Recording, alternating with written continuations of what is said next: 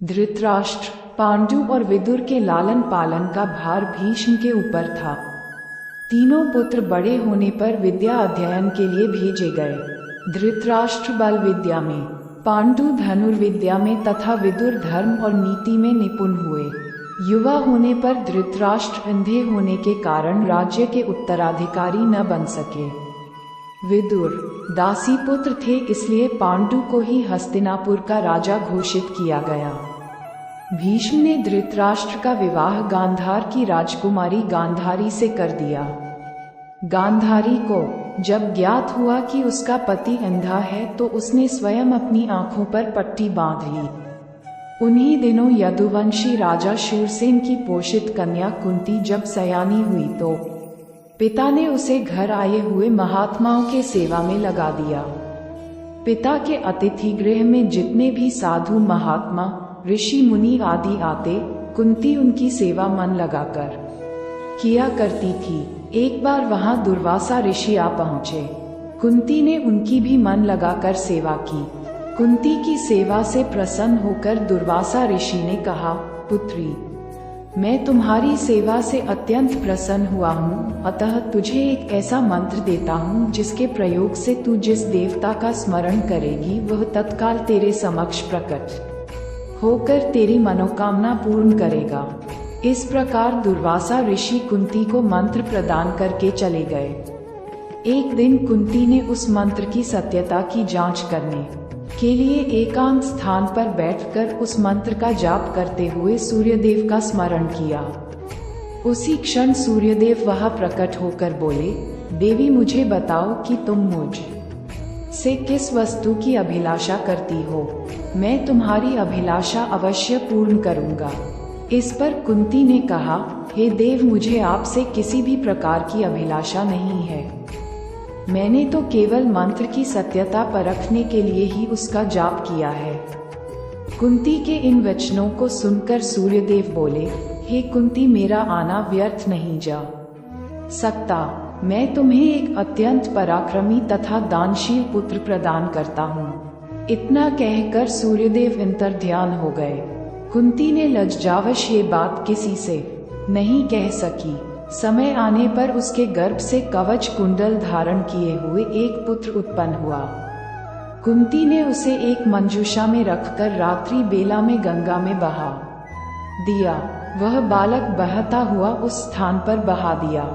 वह बालक बहता हुआ उस स्थान पर पहुंचा जहां पर धृतराष्ट्र का सारथी अधिरथ अपने अश्व को गंगा नदी में जल पिला रहा था। उसकी दृष्टि कवच कुंडलधारी शिशु पर पड़ी। अधिरथ निःसंतान था, इसलिए उसने बालक को अपने छाती से लगा लिया और घर ले जाकर उसे अपने पुत्र के जैसा पालने लगा। उस बालक के कान अति सुंदर थे, इसलिए उसका नाम कर्ण रखा गया। कर्ण गंगा जी में बहता हुआ जा रहा था कि महाराज धृतराष्ट्र के सारथी अधिरथ और उनकी पत्नी राधा ने उसे देखा और उसे गोद ले लिया और उसका लालन पालन करने लगे। कुमार अवस्था से ही कर्ण की रुचि अपने पिता अधिरथ के समान रथ चलाने की बजाय युद्धकला में अधिक थी। कर्ण और उसके पिता अधिरथ आचार्य द्रोण से मिले, जो कि उस समय युद्धकला के सर्वश्रेष्ठ आचार्यों में से एक थे। द्रोणाचार्य उस समय कुरु राजकुमारों को शिक्षा दिया करते थे। उन्होंने कर्ण को शिक्षा देने से मना कर दिया, क्योंकि कर्ण एक सारथी पुत्र था और द्रोण केवल क्षत्रियों को ही शिक्षा दिया करते थे। द्रोणाचार्य की असम्मति के उपरांत कर्ण ने परशुराम से संपर्क किया, जो कि केवल ब्राह्मणों को ही शिक्षा दिया करते थे। कर्ण ने स्वयं को ब्राह्मण बताकर परशुराम से शिक्षा का आग्रह किया। परशुराम ने कर्ण का आग्रह स्वीकार किया और कर्ण को अपने समान ही युद्धकला और धनुर्विद्या में निष्णात किया। कर्ण को उसके गुरु परशुराम और पृथ्वी माता से श्राप मिला था। कर्ण की शिक्षा अपने अंतिम चरण पर थी। एक दोपहर की बात है। गुरु परशुराम कर्ण की जंघा पर सिर रखकर विश्राम कर रहे थे। कुछ देर बाद कहीं से एक बिच्छू आया और उसकी दूसरी जंघा पर काटकर घाव बनाने लगा। गुरु का विश्राम भंग न हो इसलिए कर्ण बिच्छू को दूर न हटाकर उसके दंत को सहता रहा। कुछ देर में गुरुजी की निद्रा टूटी और उन्होंने देखा कि कर्ण की जांघ से बहुत रक्त बह रहा है। उन्होंने कहा कि केवल किसी क्षत्रिय में ही इतनी सहनशीलता हो सकती है कि वह बिच्छू डंक को सह ले, न कि किसी ब्राह्मण में, और परशुराम जी ने उसे मिथ्या भाषण के कारण श्राप दिया कि जब भी कर्ण को उनकी दी हुई शिक्षा की सर्वाधिक आवश्यकता होगी, उस दिन वह उसके काम नहीं आएगी। कर्ण, जो कि स्वयं ये नहीं जानता था कि वह किस वंश से है, ने अपने गुरु से क्षमा मांगी और कहा कि उसके स्थान पर यदि कोई और शिष्य भी होता तो वो भी यही करता। यद्यपि कर्ण को क्रोधवश श्राप देने पर उन्हें ग्लानि हुई, पर वे अपना श्राप वापस नहीं ले सकते थे। तब उन्होंने कर्ण को अपना विजय नामक धनुष प्रदान किया और उसे ये आशीर्वाद दिया कि उसे वह वस्तु मिलेगी जिसे वह सर्वाधिक चाहता है, अमिट प्रसिद्धि। कुछ लोक कथाओं में माना जाता है कि बिच्छू के रूप में स्वयं इंद्र थे, जो उसकी वास्तविक क्षत्रिय पहचान को उजागर करना चाहते थे। परशुराम जी के आश्रम से जाने के पश्चात कर्ण कुछ समय तक भटकता रहा।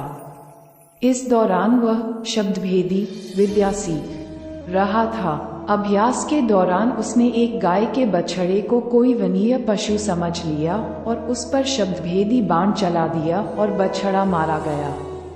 तब उस गाय के स्वामी ब्राह्मण ने कर्ण को श्राप दिया कि जिस प्रकार उसने एक असहाय पशु को मारा है, वैसे ही एक दिन वह भी मारा जाएगा, जब वह सबसे अधिक असहाय होगा और जब उसका सारा ध्यान अपने शत्रु से कहीं अलग किसी और काम पर होगा।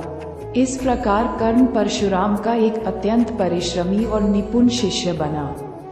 कर्ण दुर्योधन के आश्रय में रहता था। गुरु द्रोणाचार्य ने अपने शिष्यों की शिक्षा पूरी होने पर हस्तिनापुर में एक रंगभूमि का आयोजन करवाया।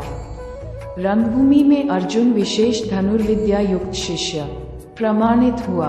तभी कर्ण रंगभूमि में आया और अर्जुन द्वारा किए गए कर्तव्यों को पार करके उसे द्वंद्व युद्ध के लिए ललकारा। कब कृपाचार्य ने कर्ण के द्वंद्व युद्ध को अस्वीकृत कर दिया और उससे उसके वंश और साम्राज्य के विषय में पूछा, क्योंकि द्वंद्व युद्ध के नियमों के अनुसार केवल एक राजकुमार ही अर्जुन को, जो हस्तिनापुर का राजकुमार था, द्वंद्व युद्ध के लिए ललकार सकता था। तब कौरवों में सबसे ज्येष्ठ दुर्योधन ने कर्ण को अंगराज घोषित किया, जिससे वह अर्जुन से द्वंद्व युद्ध के योग्य हो जाए। जब कर्ण ने दुर्योधन से पूछा कि वह उससे इसके बदले में क्या चाहता है, तब दुर्योधन ने कहा कि वह केवल ये चाहता है कि कर्ण उसका मित्र बन जाए। इस घटना के बाद महाभारत के कुछ मुख्य संबंध स्थापित हुए, जैसे दुर्योधन और कर्ण के बीच सुदृढ़ संबंध बने, कर्ण और अर्जुन के बीच तीव्र प्रतिद्वंद्विता और पांडवों तथा कर्ण के बीच वैमनस्य। कर्ण दुर्योधन का एक निष्ठावान और सच्चा मित्र था। यद्यपि वह बाद में दुर्योधन को खुश करने के लिए द्यूत क्रीड़ा में भागीदारी करता है, लेकिन वह आरंभ से ही इसके विरुद्ध था। कर्ण शकुनी को पसंद नहीं करता था और सदैव दुर्योधन को यही परामर्श देता कि वह अपने शत्रुओं को परास्त करने के लिए अपने युद्ध कौशल और बाहुबल का प्रयोग करे, न कि कुटिल चालों का।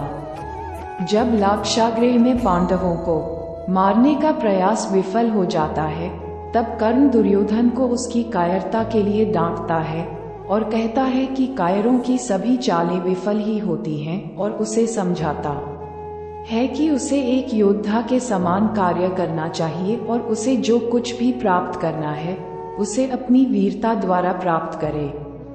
चित्रांगद की राजकुमारी से विवाह करने में भी कर्ण ने दुर्योधन की सहायता की थी। अपने स्वयंवर में उसने दुर्योधन को अस्वीकार कर दिया और तब दुर्योधन उसे बलपूर्वक उठाकर ले गया। तब वहां उपस्थित अन्य राजाओं ने उसका पीछा किया, लेकिन कर्ण ने अकेले ही उन सबको परास्त कर दिया। परास्त राजाओं में जरासंध, शिशुपाल, दंतवक्र, साल्व और रुक्मी इत्यादि थे। कर्ण की प्रशंसा स्वरूप जरसिंध ने कर्ण को मगध का एक भाग दे दिया। भीम ने बाद में श्री कृष्ण की सहायता से जरासंध को परास्त किया, लेकिन उससे बहुत पहले कर्ण ने उसे अकेले परास्त किया था। कर्ण ही ने जरासंध की इस दुर्बलता को उजागर किया था कि उसकी मृत्यु केवल उसके धड़ को पैरों से चीर कर दो टुकड़ों में बांटकर हो सकती है। आप सभी को ये कहानी कैसी लगी? अच्छी लगी तो सब्सक्राइब करो। धन्यवाद।